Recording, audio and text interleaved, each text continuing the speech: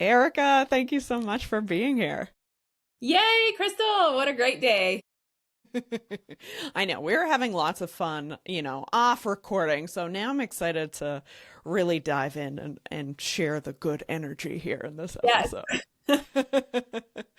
So, Erica, before we dive in, can you tell us a little bit about yourself? Obviously, all our listeners have heard your quick bio there, but I'm curious what brought you to the trades. How did you get involved in this industry? Yes, for sure. So my background is a little unique. I was a world traveler.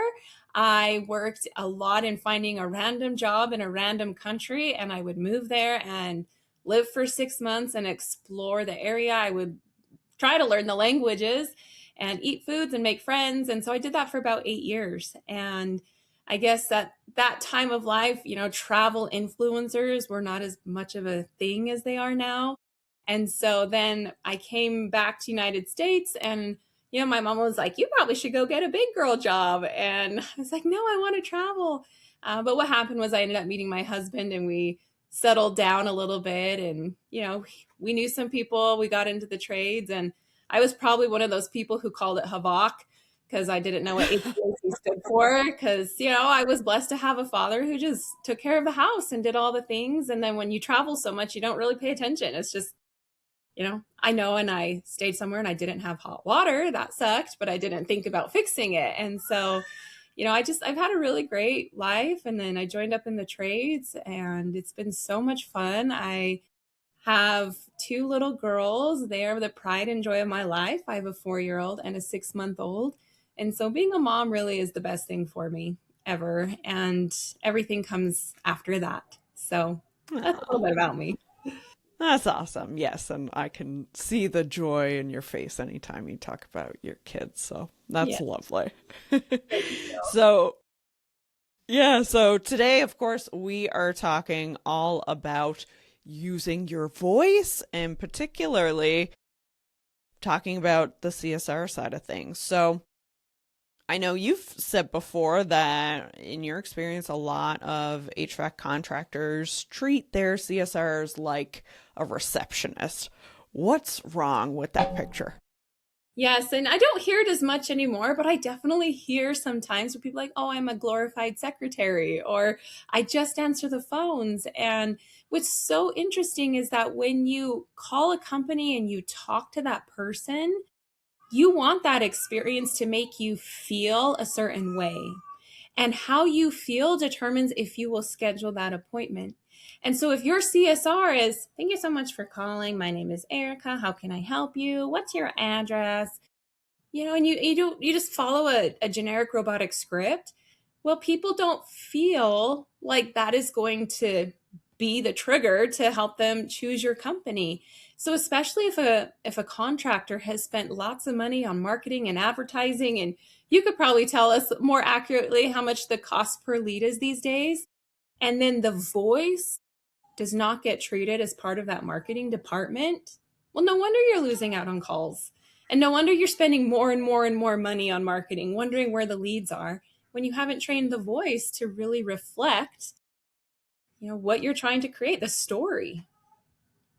Yeah, I love that point. It's something that I don't think anybody really thinks about, the voice, the intonation. So when you say, and I loved when we were chatting the other day and you said, we don't talk, we speak. Tell us exactly what that means and like what do you mean by using the voice that somebody hears when they call your company? Well, it's being intentional and really thinking about how do I sound right now? And I think of it as something called the sound layer. People in our amygdala will actually process sound before it processes words. So, one of the things that I really focus on when I train people is how are you saying this? Are you using the right language and what are the right words? Those are definitely important. The next step, though, is how do you sound? So, Crystal, if I handed you a script and this was the perfect script, and you know that if you read this script, you were going to book every single phone call. Okay, that's great. You could have the perfect script. The delivery mechanism, the sound of how you say the script and those words is actually what's going to make or break that. And so, yeah, I can hand people a perfect script all day long, but you want to train on that tone and that sound layer so that the delivery and the connection and the feeling is there. AI is doing all types of stuff these days. AI is really cool, but it will never be able to have a human connection and nuance and context. That will still be humans, at least as far in the future as I can see. There is a place for the AI voice, absolutely. Yeah, we don't want to just replace completely the human connection that is going to be made. So, talk to me a bit about that from a practical level. So, what is it that we need to be training our CSRs to sound like? Yeah. So the number one thing is, how do you put energy into your words?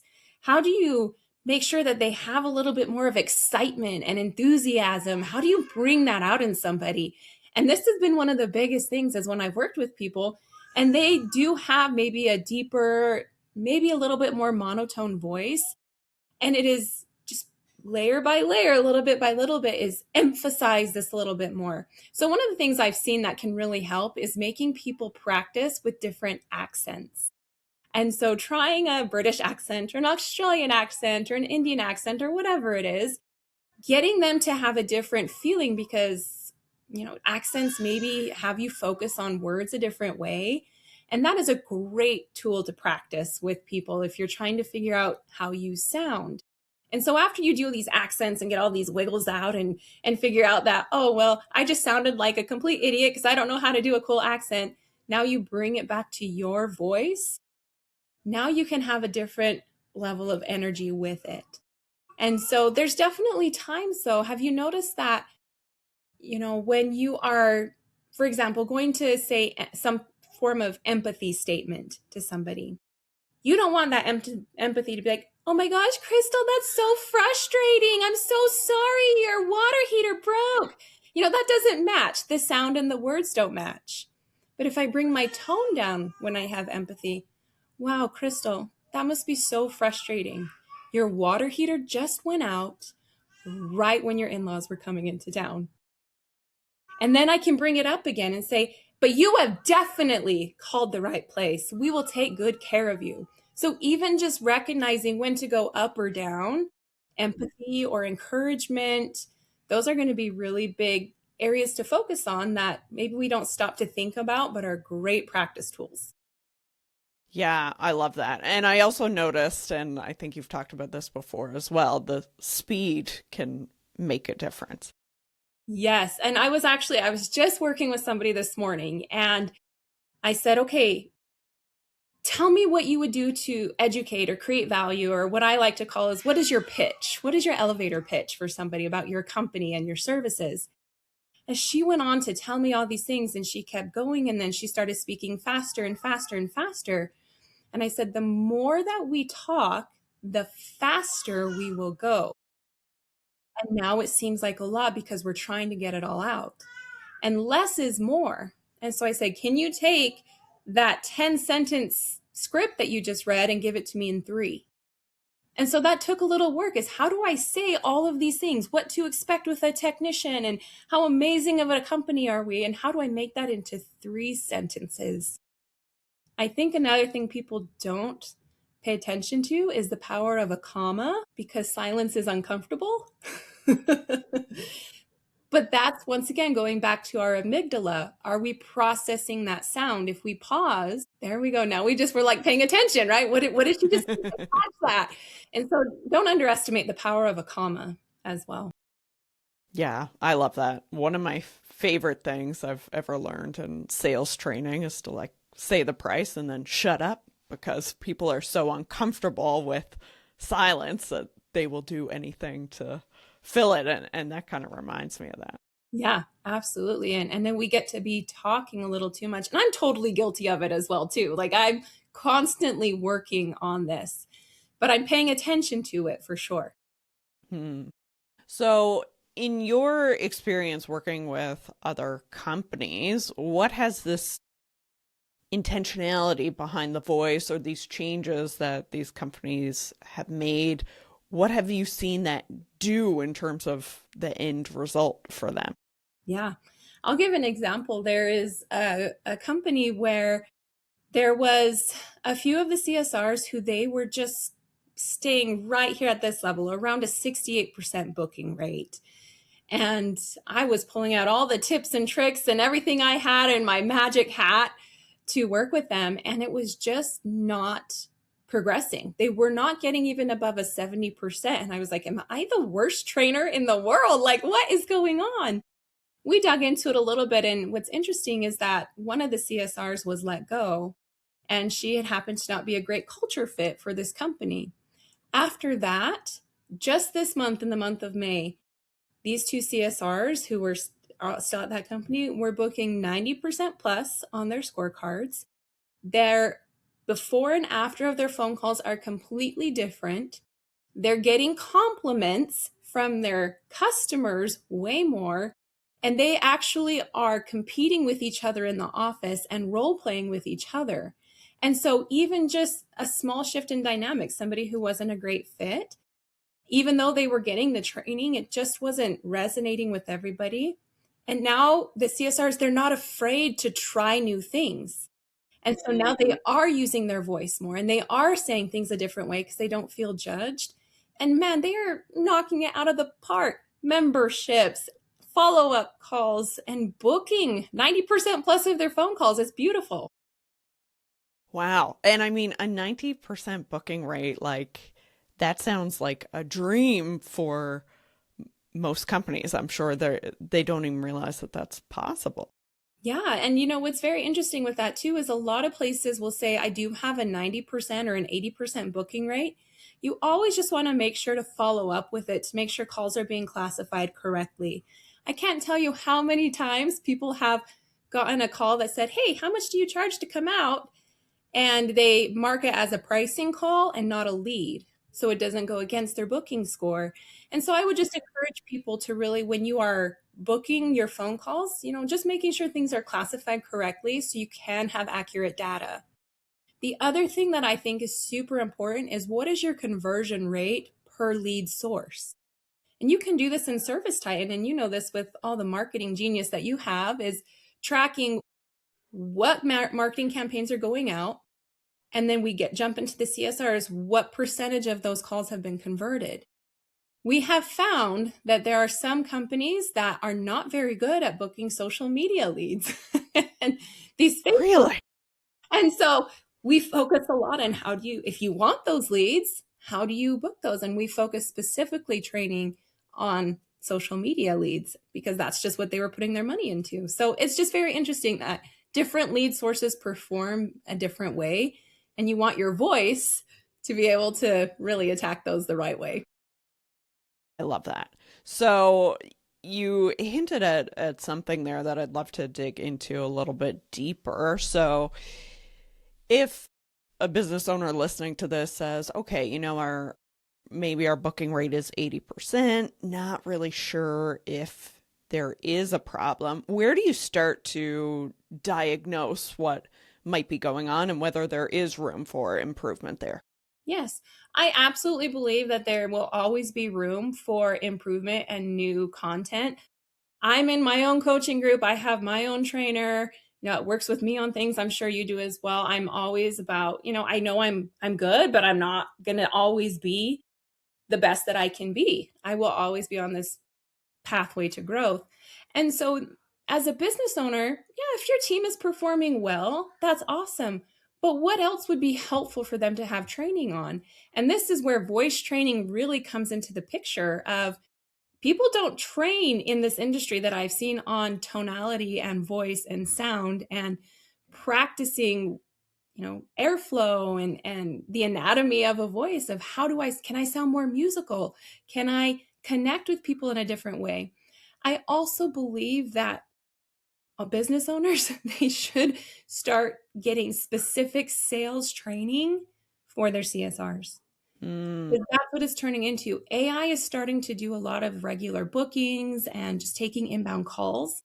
So your CSRs, booking a call is a sale, in my opinion, but having your CSR really trained on a sales process to do follow-ups and talk specifically about certain brands of equipment, or how to get more Not that I need to have technical diagnosing type of training, but to be able to speak to things more confidently so that it can be easier for a service professional. That's all we're doing is streamlining the customer journey to be more efficient and well-rounded and connected. That makes total sense. And I think going back to what we talked about at the beginning of, being a glorified secretary, truly we're seeing more and more of that recognition that CSRs are salespeople. So I really love that. When you talk about a typical call scenario, how do you advise that CSRs move the conversation along towards a booking without it feeling pushy? That is a really good question too. And one of the things that I have found is that yes, once again, I can hand you the perfect script and I can hand you all the right words to say, but breaking it down to what is the direction that I want to go and what are the principles that I need to hit in this type of phone call. And I love it. There's some really great CSR trainers out there. You have Angie Snow is really awesome. I love that she has her 7-star CSR where she has, her 7 points of things to work on in a call. And so there's really great content. And it's just a matter of who do you want to be the messenger of that content? And so giving your CSRs the pathway, which direction. But the secret sauce that I have found is if you are the one asking the questions, you are the one controlling the conversation. You're the one that is leading them where they need to go. And I love thinking about how can we get more creative with our questions? I'll give you an example. How often do you hear people say, well, how old is it? Like, how old is this That's water? really cool. How old is that system? Okay, what is the reaction? What is the feeling that that question creates to a homeowner? What do you think, Crystal? Confusion, like, I don't know. I guess it was here when I moved in. And Yeah, people probably don't know because if it wasn't installed with them, they have no idea. Their reaction could be, what are you trying to sell me? Because I have a mm-hmm. 40-year-old unit. By the way, my parents' HVAC unit is from the 70s and it's still running. Like they don't make them like that anymore. But I guarantee if somebody ever talked to my parents, they'd be trying to sell them something new like crazy. So, you have this kind of sales resistance with that question. But if we can think about it and frame it in the way of, well, the purpose of asking this question can be perhaps if it is from the 70s, well, homes have changed, right? The heat and air moves differently in the home. Your ducting is different. Having these newer and fancier pieces of equipment don't connect the same as the old ones do. And so framing it in such a way of, hey, you know what? We always like to know what we're walking into. Do you know approximately when this was installed so we can know if we have to work on any ducting issues or vents or returns or supplies? We want to make sure we're prepared for everything. Now you've framed the question of now it's a whole home rather than just let me sell you something. Yeah, I love that. And that is such a practical example because I think every lead ad we've ever run has gone to a forum that asks how old their unit is. But when you frame it like that, yeah, you would absolutely put a homeowner's defenses down and they're like, oh, yeah, now I understand why you're asking that question. Yeah. And yes, maybe it can still be about let me sell you something, sure. I want to sell you the right thing, though, that is going to match all these different things. Do you need an extra vent? Do you need an extra return? I don't know. Would it be better to have a mini split or a ductless? I don't know. That's why we ask the questions. So control the phone call by asking those questions and framing the questions in a way can be very powerful. Mm. So, beyond, I guess, those questions, being more thoughtful and intentional about what it is that you're asking, also keeping in mind the voice and level of energy and excitement and when to slow down, and what is the general flow of the call that you see working really well? Yes. So, one of the things that I see is really connecting with people on an emotional level before a logical level. And, a lot of people are like, well, I have to get the address so I can pull up their account. I get that. If you have some up to date technology and they're already in your system, that should pull up for you and make it a little bit easier for you. But it's really nice not to treat people like a number. And I have heard thousands of phone calls, and in all of those phone calls, there's always the ones that say, I just feel like a number right now. And I could play examples for you of what those sound like right now, that homeowners do feel like that when we're all about, well, what's your address? Here's how much we charge. And we go right to the numbers. And if we focus a little bit more on the relationship and what I like to call a pitch, a lot of people call this as, well, you got to create value in your company. All right, I get that. But that's just like you're bragging about your company, right? Like, we're so good, we're so awesome. Yeah, that's fine. But really, your pitch, how do you pitch your company? It's a little bit different of a frame. And if you can be good at pitching it, your salespeople can close it. And so that's what I like to tell people is, there's a whole world of pitching that I feel CSRs have not tapped into because we're told so often, create value, create value, create value. And every time you get an objection, create more value.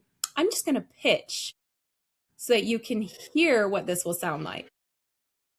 Yeah, so give us an example. I'd love to hear what that pitch sounds like on the average phone call. Yeah. So I like to use a prompt called as a company who. And so if you have a company that's been in business for 10 years and you have a mission of, being transparent and standing behind your work, I would use that as my pitch. So instead of saying, hey, we've got 2,000 Google reviews and we've got certified technicians and we've got all the best stuff, I would frame it as, hey, Crystal, as a company who has been serving this area for over 10 years, our number one goal is to make sure you have transparency in all the pricing and our work, and we stand behind our work. You will be so happy with the service that you are going to receive today. This is our number one mission and goal is to serve you. Just Beautiful. something like that, like 3 sentences, and it's like, okay, less is more. And now I don't have to feel like bragging. I'm bringing in my mission. And as a company who has been established with X, Y, or Z, here is our mission. Here's our goal. And you're going to experience that today or tomorrow. Yeah. Your is. And you're making it about that customer as well. I don't feel like you're just giving me rattling off a bunch of facts about the company. I feel like you're making it about what I want and what I should expect in this interaction. Well, and you know this because of all the marketing genius that you have is marketing has to solve a problem. And a lot of times when we create value and we say, we've got all this awesome stuff, we have the best X, Y, or Z, that's not solving a problem.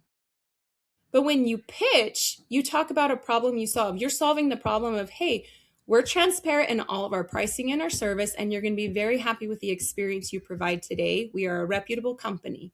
You're solving a problem now of we're upfront, we're going to be honest, and it's framed differently. And so that's definitely what you want to focus on is what problem am I solving with my pitch? That's the difference. That makes total sense. So putting this all together, where does that fit in terms of the phone call? Yeah. And, I will tell you, generally speaking, if you have a regular phone call, that's a really good thing to say right before you talk about the price, for sure. And sometimes you have to do it a little bit earlier if you have somebody who's really opposed to scheduling because you don't have exact appointment times that they want. Sometimes bringing that up to right before you schedule is better than before the price. I would recommend having a few different types of pitches that you can use for different kinds of pushback that people usually have. Well, I need to talk to my spouse, or I need to think about it, or, I don't like your schedule, or your pricing is too high. Have a few variety of pitches that you can give for each scenario. Yeah, and I know when we spoke a couple of weeks ago as well, you were talking about this being a way to prevent objections. Yes. I'm so glad you remember that. You have a really good memory. Having these things is definitely a preventable objection. Because, people are always going to have a pricing concern. I have a pricing concern, right? Like, my garage door went out and I had to pay $900 to get it fixed. Did I love forking out $900? No, I didn't, but I couldn't get out of my garage. So it's like, I wanted to be able to say, can you give me the best deal? Well, one of the things that you can say if someone's like, well, is this the best you can give me? Is this the best price? Hey, if I could give you less, then I was overcharging you in the first place. So this is Absolutely. exactly the level of service we provide. We are the best price company and we'll get this taken care of for you. So there's lots of really powerful, punchy phrases that we can teach and train on and that you can use on the phone and in the home. I love that. I feel like this has been jam packed with so many pieces that anybody listening could implement right away. But if you could leave our listeners with one thing, what's one thing that you would love every HVAC company to stop doing or start doing on the phone? I would love people to go back to this idea of treat your CSRs as part of your marketing department. And if you don't have a budget for CSR training, take it from your marketing department because they are one and the same. Use that budget for training for your CSRs and focus on the scripts, but focus on incentives for your CSRs. They don't get the same types of commissions that your comfort advisors and all of your salespeople get. And they're sometimes the lowest paid people. And if you can have a really good incentive and spiff and bonus plan, if you're the kind of leader that says, well, I pay them to do this anyway, why do I have to pay them to do their job even more? Well, I would say let's look into that a little bit more because people love to be incentivized. And people are motivated by money a lot of the time. Yeah, there's some other things that people are motivated by, but don't underestimate the power of a good incentive and spiff program. And then the power of having a third party training company. I have seen people that are really great CSR managers and they have good content and they're just like, people, my team won't listen to me because I'm the bad mom. I need the cool auntie. And so you have somebody come in that they can be the cool auntie that's saying the exact same thing, but they just are hearing it from a different perspective. And so invest in training for your team, use your marketing department budget if you need to. Find a great incentive program. I can help with some of those ideas there if people want to connect with me later. I'm on LinkedIn and Facebook, wherever you want to find me. And it's the CSRs are so powerful. Train that voice. I love that. Yeah, CSRs are absolutely the unsung heroes of this industry. And Yes. Well, thank you so much, Crystal. I know you guys put a lot of effort into making the marketing and the story and this company brand come to life. And so that's where, it does work hand in hand of how do we make it so this is now this customer journey? How does it go from beginning to end? yes, absolutely. I am sending this interview to our whole client list. A lot of them do this really well. But as you said, there's always room for improvement. And yeah, if you're investing in marketing, you don't want to be pouring those dollars into a leaky bucket. So this has been incredibly valuable. Thank you, Erica, for being on the show. Thank you. See you next time. Yeah.